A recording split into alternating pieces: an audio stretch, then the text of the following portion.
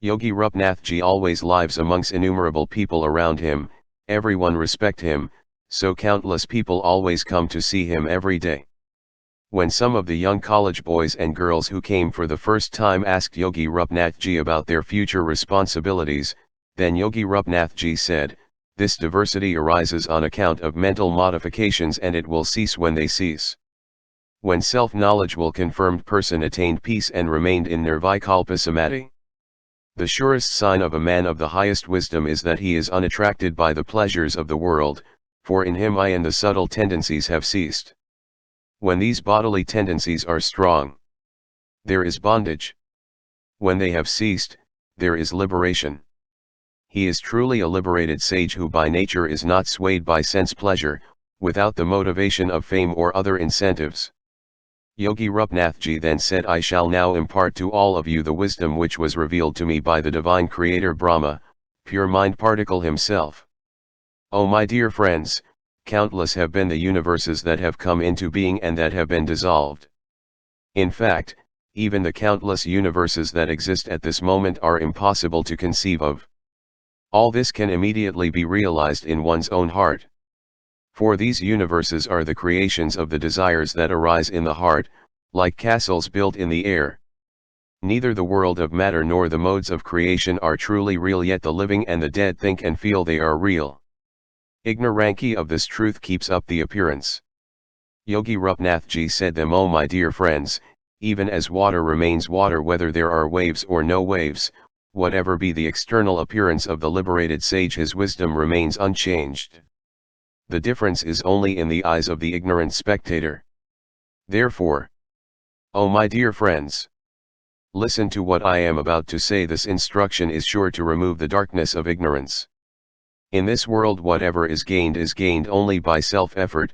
Where failure is encountered it is seen that there has been slackness in the effort. This is obvious.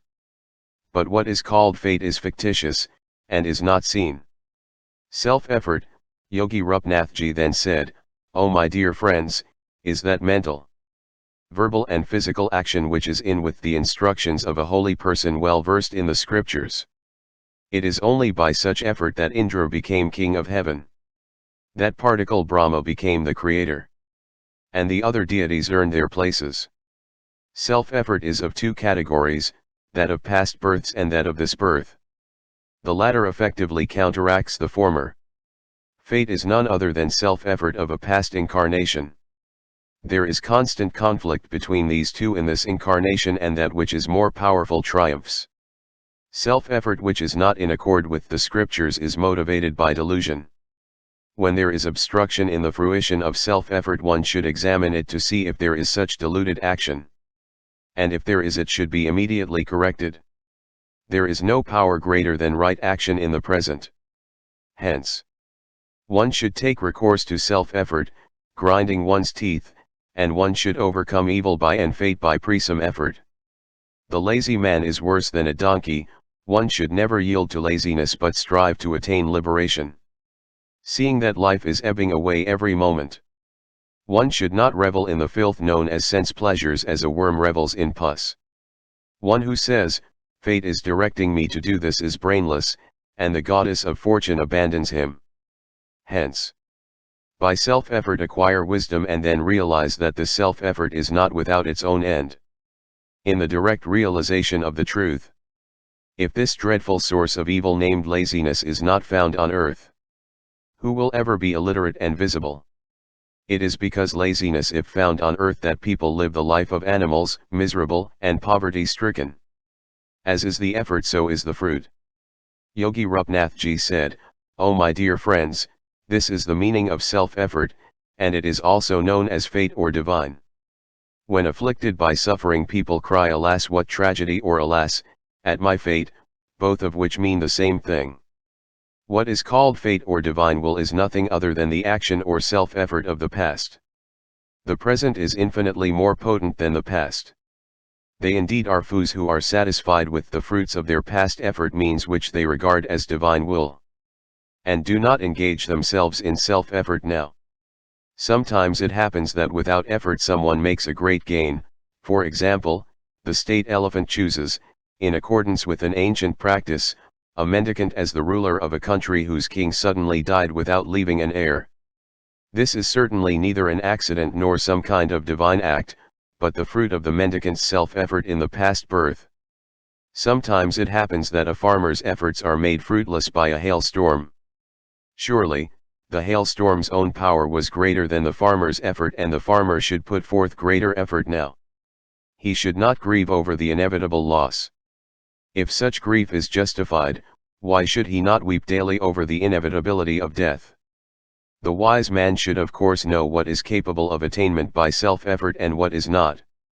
It is ignorance, however, to attribute all this to an outside agency and to say that God sends me to heaven or to hell, or that an outside agency makes me do this or that. Such an ignorant person should be shunned. One should free oneself from likes and dislikes and engage oneself in righteous self-effort and reach the supreme truth, knowing that self-effort alone is another name for divine will. We only ridicule the fatalist. That alone is self-effort which springs from right understanding that manifests in one's heart, which has been exposed to the teachings of the adios and the conduct of holy ones. Yogi Rupnathji then said, "Oh my dear friends, one should, with a body free from illness and mind free from distress, pursue self-knowledge so that he is not born again here. Such self-effort has a threefold and therefore threefold fruit: an inner awakening in the intelligence, a decision in the mind, and the physical action. Self-effort is based on these three: knowledge of scriptures, instructions of the preceptor, and one's own effort. Fate or divine dispensation does not enter here. Hence, he who desires salvation should divert the impure mind to pure endeavor by persistent effort. This is the very essence of all audio." Yogi Rupnathji said, "Oh my dear friends, the tendencies brought forward from past incarnations are of two kinds: pure and impure. The pure ones lead you towards liberation, and the impure ones invite trouble. You are indeed consciousness itself, not inert physical matter.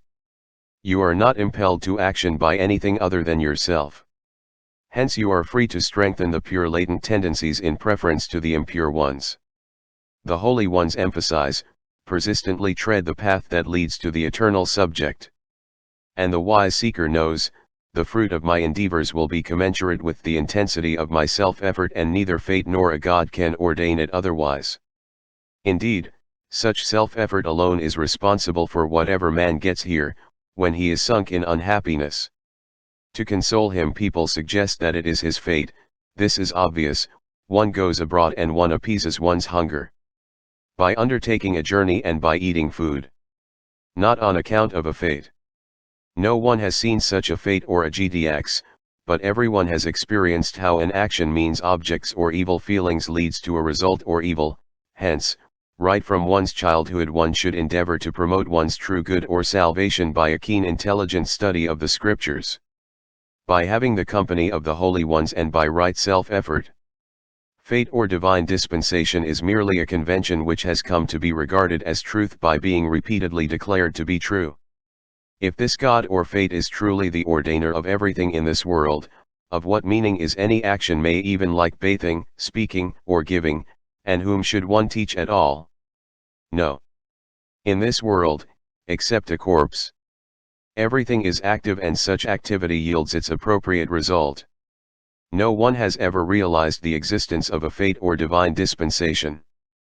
People use such expressions as, they say, "I am impelled by fate or divine dispensation to do this," for self-satisfaction, but this is not true. For example, if an astrologer predicts that a young man would become a great scholar, does that young man become a scholar without study? No. Then, why do we believe in divine dispensation? Oh my dear friends, this Yogi Rupnathji became a omnipresent selfie Param Brahman by self-effort. All of us have attained self-knowledge by self-effort alone. Hence, renounce fatalism and apply yourself to self-effort. The cosmic order that people refer to as fate, Devaral or Niyati, and which ensures that every effort is blessed with appropriate fruition, is based on omnipresent and omnipotent omniscience, known as Brahman. By self-effort therefore restrain the senses and the mind. and with a mind that is one-pointed calmly listen to what I am going to say. This narrative deals with liberation. Listening to it with other wise are assembled here, you will realize that supreme where there is no sorrow nor destruction. This was revealed to me by the Creator Brahman himself in a previous age. Yogi Rupnathji then said, "O my dear friends, the omnipresent omniscience, the cosmic being, shines eternally in all beings. When a vibration arises in that cosmic being, Lord Sixchu is born. Even as a wave arises when the surface of the ocean is agitated. From that vital God Brahma, the Creator, who is a part of unique Brahman, was born. Brahma began to create the countless varieties of animate and inanimate, sentient and insentient beings in the universe. And the universe was as it was before the cosmic dissolution. The Creator saw that all living beings in the universe were subject to disease and death, to pain and suffering. In his heart there arose compassion, and he sought to lay down a path that might lead living beings away from all this. He thereupon instituted centers of pilgrimage and noble virtues like austerity, charity, truthfulness and righteous conduct. But these were inadequate, they could bestow only temporary relief from suffering, and not final liberation from sorrow. Reflecting thus, the Creator brought me into being. He drew me to himself and drew the veil of ignorance over my heart. Instantly I forgot my identity and my self-nature. I was miserable. I begged of Brahma the Creator, my own father, to show me the way out of this misery. Sunk in my misery I was unable and unwilling to do anything, and I remained lazy and inactive. In response to my prayer, my father revealed to me the true knowledge which instantly dispelled the veil of ignorance that he himself had spread over me. The Creator then said to me by nature, "My son, I veiled the knowledge and revealed it to you so that you may experience its glory. For only then will you be able to understand the travail of ignorant beings and to help them." Then after Yogi Rupnathji said, "O my friends, equipped with this knowledge, I am here and I will continue to be here till the end of creation, even so. In every age the Creator wills into being several sages and myself for the spiritual enlightenment of all.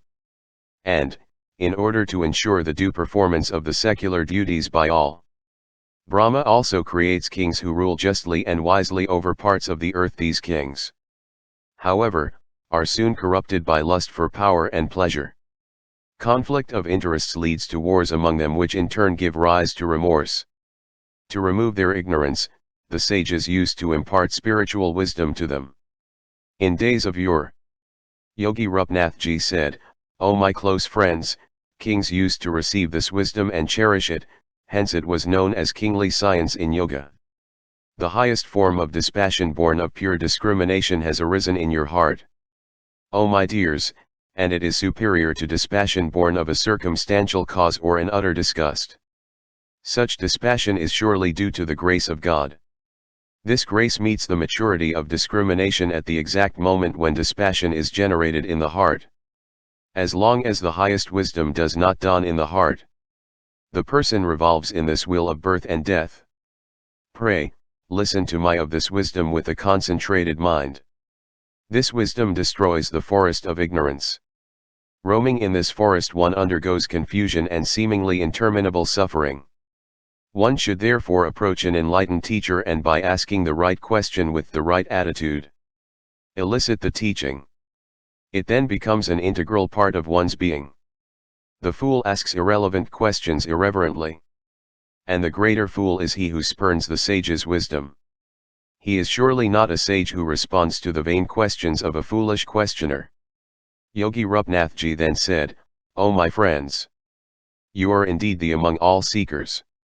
For you have duly reflected over the truth and you are inspired by the best form of dispassion. And I am sure that what I am going to say to you will find a firm seat in your heart. Indeed, one should positively strive to enthrone wisdom in one's heart, for the mind is unsteady like a monkey. And one should then avoid unwise company." Yogi Rupnathji said, "O my dears, there are 4 gatekeepers at the entrance to the realm of freedom, moksha. They are self-control, spirit of inquiry, contentment, and company. The wise seeker should diligently cultivate the friendship of these, or at least one of them. With a pure heart and a receptive mind, and without the veil of doubt and the restlessness of the mind, listen to the exposition of the nature and the means of liberation. Yogi Rupnathji then said, O my sons friends! For, not until the Supreme Being is realized will the dreadful miseries of birth and death to an end. If this deadly serpent known as ignorant life is not overcome here and now, it gives rise to interminable suffering not only in this but in countless lifetimes to come. One cannot ignore this suffering, but one should overcome it by means of the wisdom that I shall impart to you. Yogi Rupnathji then said, O my dear friends! If you thus overcome this sorrow of repetitive history, you will live here on earth itself like a god. Like Brahman or Bibhu. For when delusion is gone and the truth is realized by means of inquiry into self-nature, when the mind is edicus and the heart leaps to the supreme truth, when all the disturbing thought waves in the mind stuff have subsided and there is unbroken now of and the heart is filled with the bliss of the Absolute, when thus the truth has been seen in the heart, then this very world in of bliss. Such a person has nothing to acquire, nor anything to shun. He is untainted by the defects of life, untouched by its sorrow. He not come into being nor go out, though he appears to come and go in the eyes of the beholder. Even religious duties are found to be unnecessary. He is not affected by the past tendencies which have lost their momentum, his mind has given up its restlessness, and he rests in the bliss that is his essential nature. Such bliss is possible only by self-knowledge, not by any other means. Hence, one should apply oneself constantly to self-knowledge. This alone is one's duty. He who disregards holy scriptures and holy men does not attain self-knowledge. Such foolishness is more harmful than all the illnesses that one is subject to in this world. Henki, one should devoutly listen to the scripture which leads one to self-knowledge. He who obtains the scripture not again fall into the blind well of ignorance. Yogi Rupnathji said, O my dear friends, if you want to free yourself from the sorrow of bodily world means samsara is repetitive history. Receive the wholesome instructions of sages like me and be free. In order to cross this formidable scenes of samsara means repetitive history, one should resort to that which is eternal and unchanging. He alone is the best among men. Yogi Rupnathji said, O my friends! Whose mind rests in the eternal and is, therefore, fully self-controlled and at peace. He sees that pleasure and pain chase and cancel each other, and in that wisdom there is self-control and peace. He who does not see the sleeping in a burning house. He who gains the wisdom of the eternal here is freed from samsara or bodily world attractions and he is not born again in ignorance. One may doubt that such unchanging truth may not exist. If it not, one comes to no harm by inquiring into the nature of life. Seeking the eternal will soften the pain caused by the changes in life. But, if it exists, then by knowing it one is freed. The eternal is not attained by rites and rituals, by pilgrimages, nor by wealth. It is to be attained only by the conquest of one's mind. By the cultivation of wisdom. Gods, demons, demigods, or men should constantly seek hence everyone that means whether one is walking, falling or sitting the conquest of the mind and self-control which are the fruits of wisdom. When the mind is at peace, pure, tranquil, free from delusion or hallucination, untangled and free from cravings, it does not long for anything nor does it reject anything. This is self-control or conquest of mind. One of the four gatekeepers to liberation which I mentioned earlier. That is good and auspicious flows from all evil is dispelled by self-control. No gain, no pleasure in this world or in heaven is comparable to the delight of self-control. The delight one experiences in the presence of the self-controlled is incomparable. Everyone spontaneously trusts him. None or not even demons and goblins hates him. Self-control, Yogi Rupnathji then said, O my dear friends, is the best remedy for all physical and mental ills. When there is self-control, even the food you eat tastes better, else it tastes bitter. He who wears the armor of self-control is not harmed by sorrow. He who even while hearing, touching, seeing, smelling and tasting what is regarded as pleasant and unpleasant, is neither elated nor depressed, all he is self-controlled. He who looks upon all beings with equal vision, having brought under control the sensations of pleasure and pain, is self-controlled. He who, though living amongst all is unaffected by them, neither feels elated nor hates, is self-controlled. Inquiry, the second gatekeeper to liberation, should be undertaken by an intelligence that has been purified by a close study of the scripture, and this inquiry should be unbroken. By such inquiry the intelligence becomes keen and is able to realize the supreme, hence inquiry alone is the best remedy for the long-lasting illness known as vichara in self-asking. The wise man regards strength, intellect, efficiency, and timely action as the fruits of inquiry. Indeed, kingdom, prosperity and enjoyment, as well as final liberation, are all the fruits of inquiry. The spirit of inquiry protects one from the calamities that befall the unthinking Linus. When the mind has been rendered dull by the absence of inquiry, even the rays of the moon turn into deadly weapons, and the childish imagination throws up a goblin in every dark spot. Hence, the non-inquiring is really a storehouse of sorrow. It is the absence of inquiry that gives rise to actions that are harmful to oneself and to others, and to numerous psychosomatic illnesses. Therefore, one should avoid the company of such unthinking people. They in whom the spirit of inquiry is ever awake illumine the world, enlighten all who come in contact with them, dispel the ghosts created by an ignorant mind, and realize the falsity of sense pleasures and their objects. Oh my dear friends, in the light of inquiry there is realization of the eternal and unchanging reality. This is the supreme. With it one does not long for any other gain nor does one spurn anything. He is free from delusion. Attachment, he is not inactive nor does he get drowned in action. He lives and functions in this world, and at the end of a natural lifespan he reaches the blissful state of total freedom. The eye of spiritual inquiry does not lose its sight even in the midst of all activities. He who does not have this eye is indeed to be pitied. It is better to be born as a frog in the mud, a worm in dung, a snake in a hole, but not be one without this eye. What is inquiry? To inquire thus, who am? How has this evil of bodily _world, repetitive history, come into being? Is true inquiry. Knowledge of truth arises from such inquiry. From such knowledge there follows tranquility in oneself. And then arises the supreme peace that passeth understanding, and the ending of all sorrow. Where vichara or inquiry is not reasoning nor analysis, it is directly looking into oneself. Yogi Rupnathji then said, contentment is another gatekeeper to liberation. He who has quaffed the nectar of contentment does not relish craving for sense pleasures.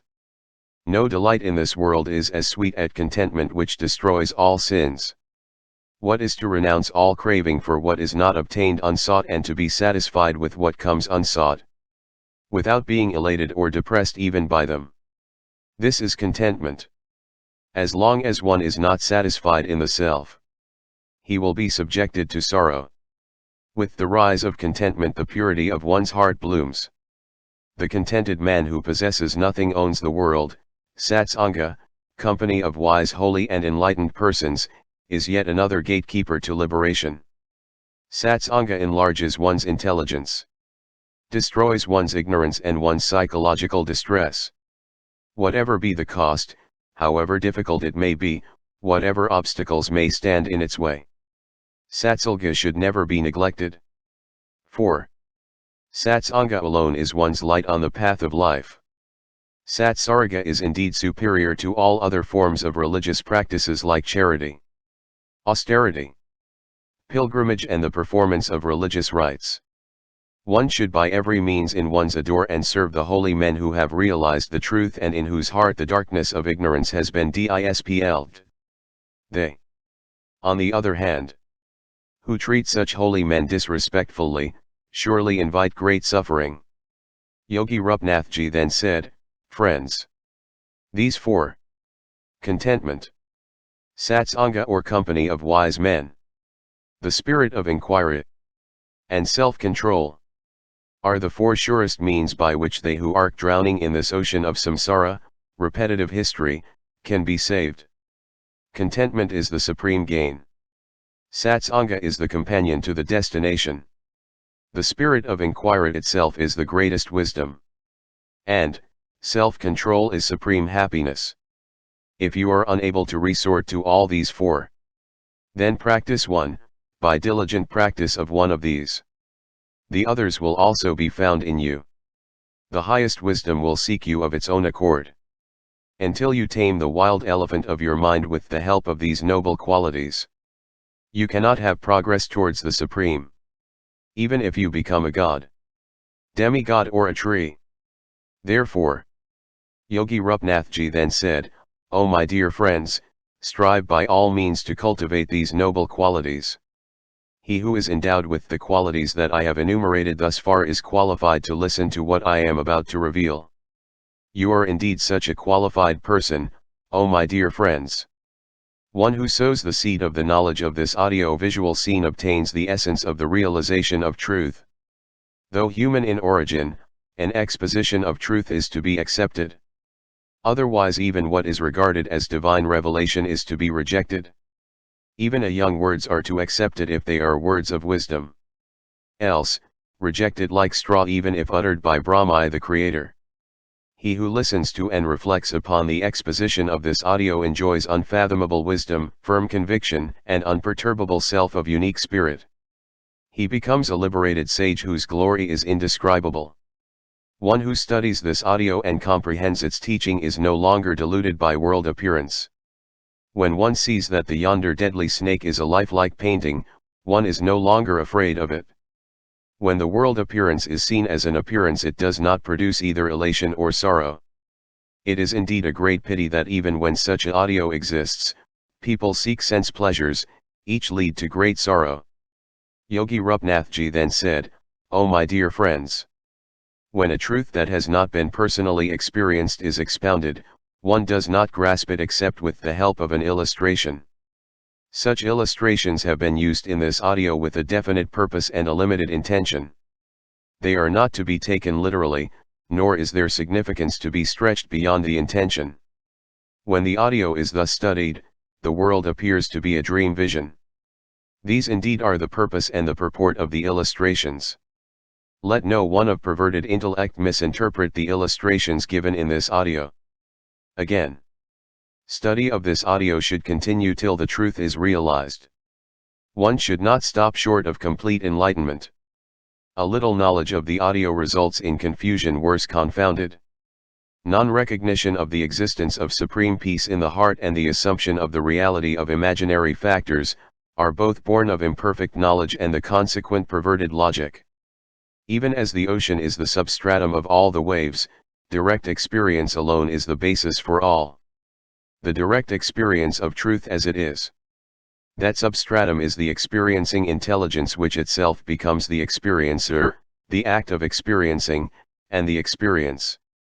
Even as movement is inherent in air, manifestation that as the subtle perceiving mind and as the gross objects it perceives, is inherent in this experiencing intelligence. And the perceiving mind, on account of ignorance, thinks I am such and such an object and thence becomes that. The object is experienced only in the subject, not elsewhere. I shall now declare to you the creation and its secret. 4. It is only as long as one invests the perceived object with reality that bondage lasts. Once that notion goes, with it goes bondage. Here in this creation only that which is created grows, decays, and then goes either to heaven or to hell, and it gets liberated. During the cosmic dissolution the entire objective creation is resolved into the infinite being which is variously designated as Atma, Brahman, Truth, etc. by the wise, to facilitate communication and dialogue. This same infinite self conceives within itself the duality of oneself and the other. Thence, mind arises, as a wave arises when the surface of the calm ocean is disturbed. But please bear in mind that just as a bracelet of gold is but gold, and though gold exists without being a bracelet, Bracelet does not exist without gold or other metal. The creation with its sorrow arises in the mind. Movement of thought creates the notion of created objects. Even as the essence exists in all things, as oil exists in sesame seeds, as aroma exists in flowers, the faculty of objective perception exists in the perceiver. Even as the dream objects are experienced only by the dreamer, the objects of perception are experienced by the perceiver. Just as from a seed the sprout arises in due time. This potentiality becomes manifest as the notion of creation. In the Creator there is neither a seer nor an object of perception. Yet, he is known as self-created. He shines in cosmic consciousness as a painting in the mind of an artist. The qualities and the nature of the created and the potentiality of creation are inherent in the Creator. The mind is non-different from that, has no existence independent of the infinite self. Even as the mirage appears to be a very real river of water, this creation appears to be entirely real. And, as long as one clings to the notion of the reality of you, and there is no liberation. Not by merely and verbally denying such a notion of existence is it obliterated. On the contrary, such denial itself becomes a further distraction. Yogi Rupnathji then said, "Oh my dear friends, if the creation is in fact real, then there is no possibility of its cessation, for it is an immutable law that the unreal has no real existence and the real not cease to be. Austerity, meditation and such other practices can therefore not cause its cessation nor enlightenment. As long as the notion of creation lasts, even the contemplation or samadhi in which there is no movement of thought or nirvikalpa yoga samadhi is not possible. Even if it were possible, the moment one returns from such contemplation, in the Creator there is no memory of the past since he had no previous karma. He does not even have a physical body. The unborn is of spiritual substance. Mortal beings have two bodies, as it were, one physical and the other spiritual, but the unborn Creator has only the spiritual, since the cause that gives rise to the physical not exist in him. He was not created, but he is the Creator of all beings. Surely, the created, like a bracelet, is of the same substance as that of which it was created, gold. The Creator's thought being the cause of this manifold creation and the Creator himself having no physical body. The creation, too, is truly of the nature of thought, without materiality. A throbbing arose in the Creator whose thought had spread out as the universe. This throb brought into being the subtle body, made of intelligence, of all beings. Made only of thought, all these beings only appeared to be, though they felt that that appearance was real. However, this appearance, thus imagined to be real, produced realistic results or consequences, even as sexual enjoyment in a dream does. Similarly, even the Creator, the holy man of the story, though he has no body, appears to have a body. Then Yogi Rupnathji said these words to explain what are the signs of ideal nobility. Yogi Rupnathji said, "The Creator is also of a dual nature, consciousness and thought. Consciousness is pure. Thought is subject to confusion. Hence, he appears to come into being arise. Though he does not so arise. He is the intelligence that supports the entire universe. And every thought that arises in that intelligence gives rise to a form. Though all these forms are of the nature of pure intelligence, on account of self-forgetfulness of this, and of the thought of physical forms, they freeze into the physical forms, even as goblins though formless are seen to have forms on account of the perceiver's delusion. The Creator, however, is not subject to such delusion. Hence, he is always of a spiritual nature. Not materialistic. The Creator is spiritual. And even so, his creation, too, is in reality spiritual in essence. This creation is causeless. Hence, it is essentially spiritual even as the Supreme Being, Brahman, is. Then Yogi Rupnathji said, the material Yogi Rupnathji always lives amongst innumerable people around him, everyone respect him, so countless people always come to see him every day. When some of the young college boys and girls who came for the first time asked Yogi Rupnathji about their future responsibilities, then Yogi Rupnathji said, "This diversity arises on account of mental modifications and it will cease when they cease. When self-knowledge will confirmed person attained peace and remained in nirvikalpa samadhi. The surest sign of a man of the highest wisdom is that he is unattracted by the pleasures of the world, for in him I and the subtle tendencies have ceased. When these bodily tendencies are strong, there is bondage.